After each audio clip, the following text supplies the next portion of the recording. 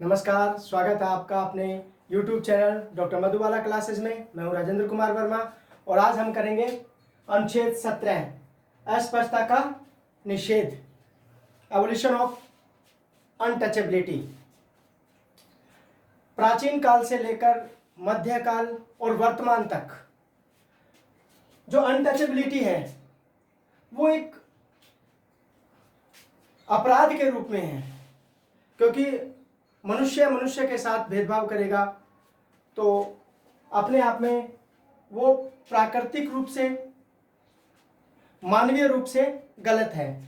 जब हमारा संविधान बनाया जा रहा था, क्योंकि डॉक्टर भीमराव अंबेडकर, महात्मा ज्योतिराव फूले, महात्मा गांधी जी, इन सब ने इस अनटचेबिलिटी को समाप्त करने का अथक प्रयास किया। और जब हमारा संविधान बन रहा था तब भीमराव अंबेडकर, जो कि हमारे संविधान के निर्माता हैं, उन्होंने इस अस्पृश्यता का अंत करने के लिए इसे फंडामेंटल राइट्स में रखने का सुझाव दिया और बाद में इसे फंडामेंटल राइट्स में रख लिया गया। अब जो अनटचेबिलिटी है उसे इन्वर्टेड कॉमास में रखा गया है। हमारा जो फंडामेंटल राइट्स है भाग 3 में, जिसमें 14 से 18 तक समानता का अधिकार है, उसमें अनुच्छेद जो 17 है उसमें अनटचेबिलिटी को इन्वर्टेड कॉमा में रखा गया है।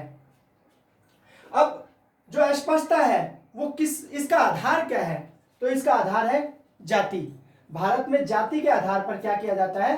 भेदभाव किया जाता है, छुआछूत की जाती है।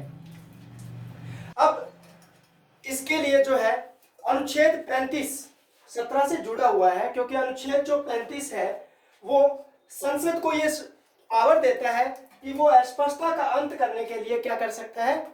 कानून बना सकती है।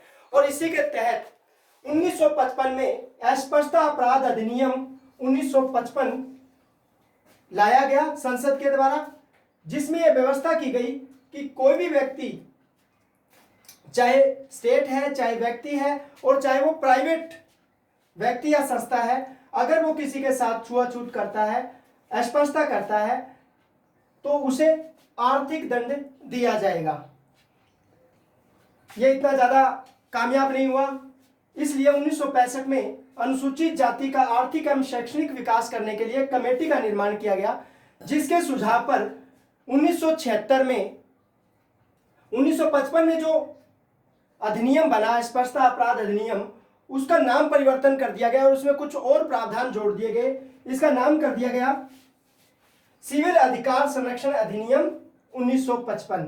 अब जो 1955 के अंदर जो अस्पृश्यता अपराध अधिनियम था, 1976 में उसका नाम कर दिया गया सिविल अधिकार संरक्षण अधिनियम 1955। और इसमें एक व्यवस्था कर दी गई, क्योंकि 1955 में जो एक्ट लाया गया था उसमें व्यवस्था थी आर्थिक दंड की, और इसमें आर्थिक और शारीरिक दोनों दंड की व्यवस्था कर दी गई। और साथ में कहा गया कि ऐतिहासिक व दार्शनिक आधार पर जो अनटचेबिलिटी है, अस्पृश्यता है, उसको उचित नहीं ठहराया जा सकता। अगर कोई व्यक्ति इन आधारों पर अस्पृश्यता को उचित ठहराता है तो वो भी अपने आप में क्या है?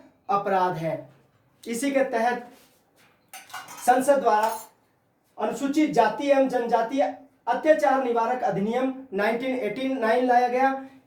अभी थोड़े दिन पहले इसके ऊपर बहुत बड़ा बवाल हुआ देश में।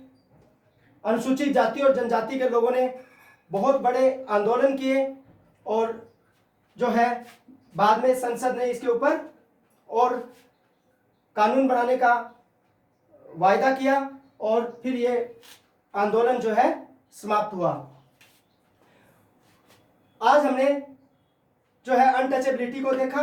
उम्मीद करता हूं कि आपको अस्पृश्यता अपराध अधिनियम के साथ साथ अस्पृश्यता किसके आधार पर की जाती है और भारत में ये कहाँ तक कामयाब है, आपको समझ आया होगा। नेक्स्ट अनुच्छेद 18 हम अपनी अगली वीडियो में देखेंगे। धन्यवाद।